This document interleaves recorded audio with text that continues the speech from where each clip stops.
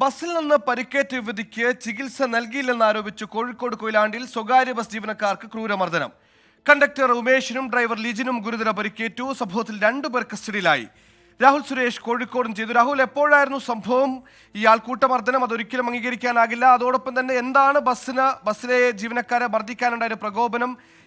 ഈ പരിക്കേറ്റ ആൾക്ക് ചികിത്സ കൊടുത്തില്ല എന്ന ആരോപണമൊക്കെ അതിന്റെ ആധികാരികത എത്രത്തോളമാണ്? വിവരങ്ങൾ. സുഹൈൽ, കോഴിക്കോട് കണ്ണൂർ റൂട്ടിൽ സർവീസ് നടത്തുന്ന കൃതിക ബസ്സിലെ കണ്ടക്ടറും ഡ്രൈവറുമാണ് അതിക്രൂരമായ മർദ്ദനം ഏറ്റുവാങ്ങിയത്. അതിന് കാരണം കഴിഞ്ഞ ദിവസം ഈ ബസ് കോഴിക്കോട് നിന്നും കണ്ണൂരിലേക്ക് പോകുന്നതിനിടെ കൊയിലാണ്ടി എത്തിയപ്പോൾ വേഗം ബ്രേക്ക് ചെയ്തിരുന്നു. അതിനിടയിൽ ഈ ബസ്സിൽ യാത്ര ചെയ്യുകയായിരുന്ന യുവതി നിലത്ത് വീണു.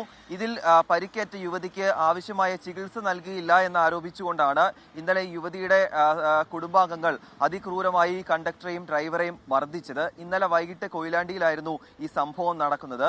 ഈ ആക്രമണവുമായി ബന്ധപ്പെട്ട് കണ്ടക്ടറായിട്ടുള്ള കണ്ണൂർ കൂടാളി സ്വദേശി ഉമേഷിന്റെ 2 പല്ലുകൾ പോകുകയും മുഖത്ത് ഗുരുതരമായി പരിക്കേൽക്കുകയും ചെയ്തിട്ടുണ്ട്.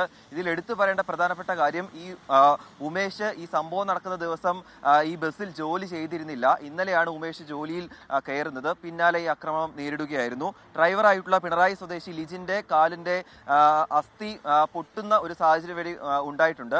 ഇതുമായി ബന്ധപ്പെട്ട് 2 പേരെ ഇപ്പോൾ കൊയിലാണ്ടി പോലീസ് അറസ്റ്റ് ചെയ്തിട്ടുണ്ട്. കൊയിലാണ്ടി സ്വദേശികളായിട്ടുള്ള അഖിൽ, വിജേഷ് എന്നിവരുടെ അറസ്റ്റാണ് രേഖപ്പെടുത്തിയിട്ടുള്ളത്. ഈ അക്രമത്തിന്റെ ദൃശ്യങ്ങളും പുറത്തു വന്നിട്ടുണ്ട്. സുഹേൽ.